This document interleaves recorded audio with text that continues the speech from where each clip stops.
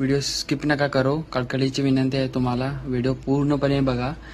तरी वरती जो फोटो दिसतो याचं नाव आहे वैभव सुतार। तर 7 फेब्रुवारी 2026 या रोजी एक भरपूर दुःखद घटना घडलेली आहे माडीगुंजी, तालुका खानापूर, जिल्हा बेळगाव येथे।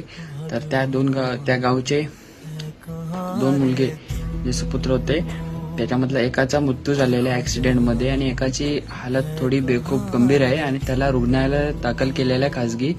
तर त्याच्या खर्चासाठी डॉक्टरने सांगितले आहे की 4.5 ते 5 लाख रुपये खर्च येईल।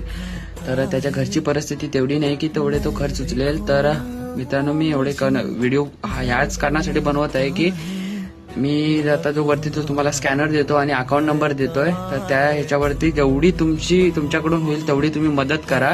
कारण की वैभव सुतार हा त्यांचे वडील नाही आहेत, 2-3 वर्षापूर्वी काहीतरी त्यांच्या वडिलांचं निधन झालेलं आहे। तर आई आणि